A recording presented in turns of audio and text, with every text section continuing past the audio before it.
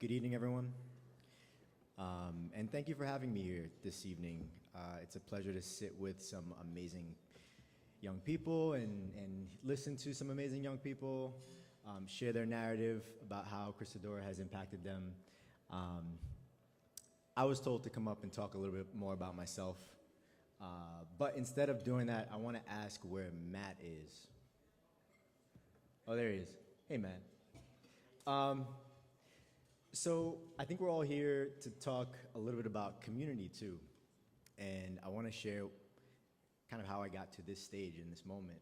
I happen to be in North Adams, Mass. And I was trying to print something out and I couldn't find a printer.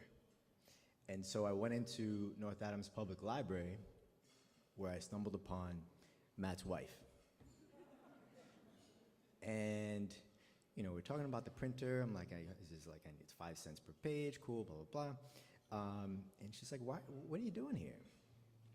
So I said, I'm trying to buy a house, and I'm trying to print out some documents, send them to Chase. And she said, what do you know about North Adams? I said, well, I had some pretty formative experiences in this area, one of which was attending Manus. And she said, get out of here.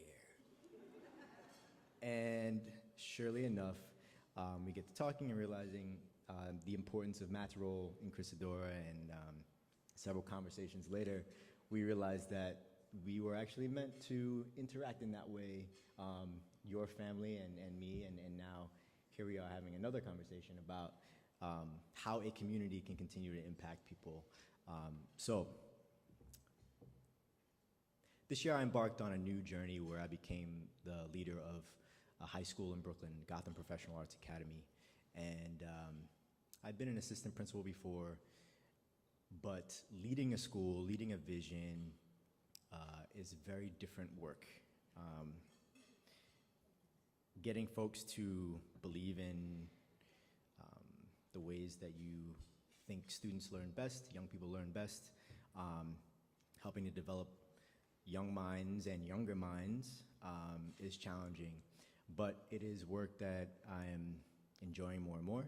And so I do want to tell you a little bit about Gotham, and I think that it's an appropriate place to start. So at Gotham Professional Arts Academy, our teachers understand and address the inequities that exist for traditionally underserved urban students. And pause, at our table, we were just talking about maybe 20 minutes ago, this idea of what it means to be an underserved student in New York City. And New York City is such a diverse place.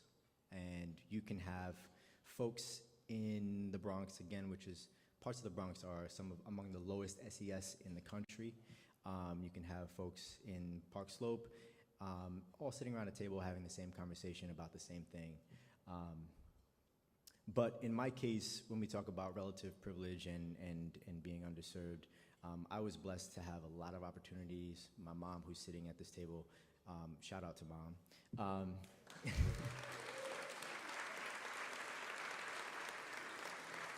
My mom worked really hard to make sure that I had lots of things that I needed and lots of things that I didn't think I needed, but I definitely needed.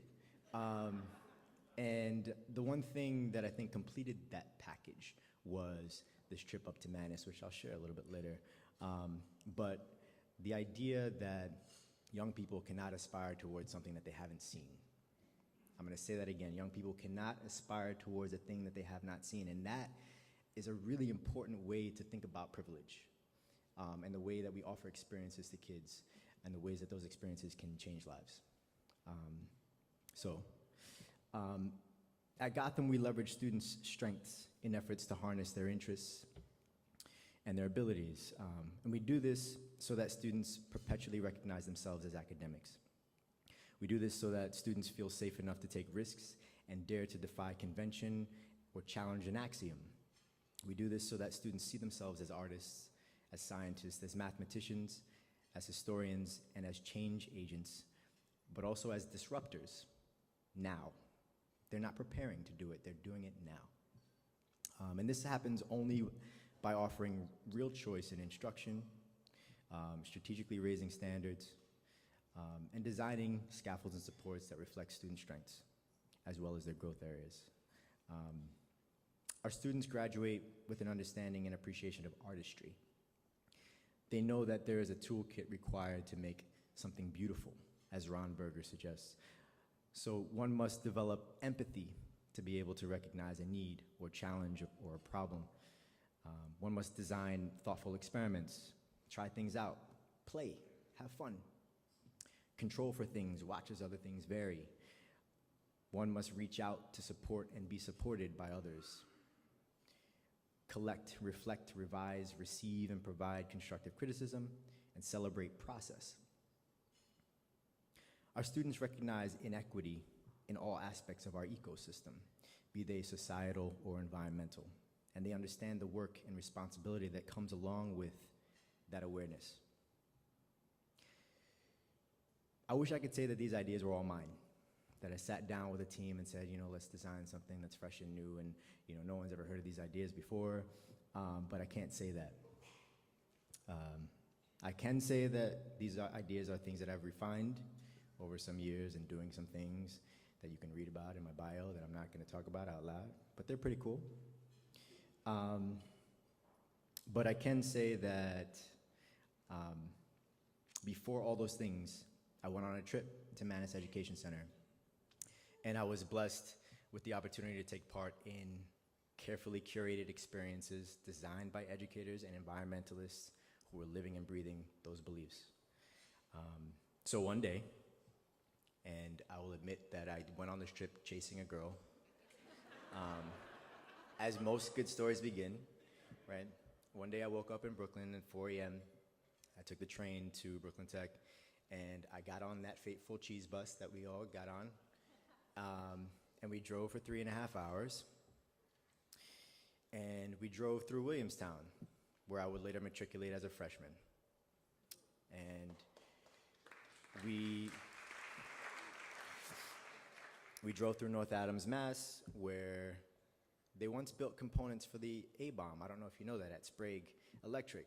And it is a town that bustled with industry then, and it's a town that now bustles with artistry and activism now, and it is now a town where I own my first home, which is also pretty exciting. And we drove around a hairpin turn, which is this glorious view where I got to see the valley that I then would call Purple Valley. And then we pulled up at the camp. And at this camp, awareness, empathy, and change agency were non-negotiables. We learned about water conservation, composting, and the impact of waste on our environment. We took part in blazing trails, and we understood that power of being the first to step into an unknown space. But we also learned a little bit about the importance of clearing that space so that folks behind us could walk in our path with a little less New York skepticism, which, as you know, is like a real thing that we struggle with.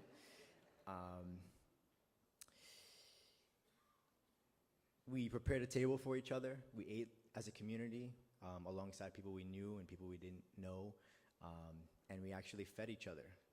We didn't just like put the plates out. We literally like I put my fork in someone's mouth so that they could eat, and they gave me some milk, and it was fun, but it was really a game of strategy and a game of figuring out how to negotiate challenges that are novel experiences.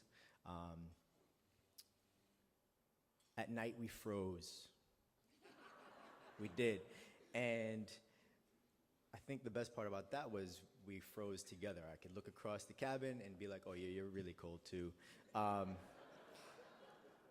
And we thought about how we would definitely pack more responsibly next time if we were to return. But in the morning, we woke up together, and the fog cleared off the valley, and we looked out and we had that clarity, and the cold shook off, and we saw things differently. And it is a moment that has forever changed several of us, actually. There's still very much, I think, 4 or 5 of us who still play as a team. And when I say play as a team, that means we sit down and we strategize about all kinds of things. So I'm pleased to know that Christodora and all of its programming still offers the same experiences in and around the tri-state and Berkshire County, and I'm glad that they continue to expand their reach. Right now, students are cleaning up, they're studying and supporting the reintroduction of sustainable wildlife in Bronx River. They're doing deep dives into ecological phenomena in Jamaica Bay. They're hanging out on Governor's Island, all the while kind of developing individual and community capacity. Learning that they can collaboratively offer life additional opportunities and supports to thrive and grow. Young people are making America green again.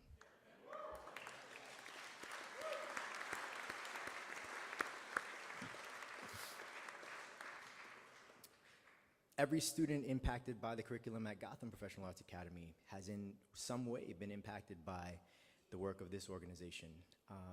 And I'm certainly even more proud to invite Christodora into my school again and see that work happen full circle, and take our kids in the spring, I think 40 of them we're gonna go, up and have a similar experience to that of my childhood. And I'm just an educator, and I feel like there are tons of people in other fields who have also been impacted, who are spreading this joy and spreading this positivity and spreading this environmental awareness, and this sense of investigative play and desire to change things in a positive direction. And I'm honored to be able to share my experiences with you and be in a room of like-minded humans who are all trying to figure out how to affect change and make this place better. So let's do all we can to keep this going. Thank you.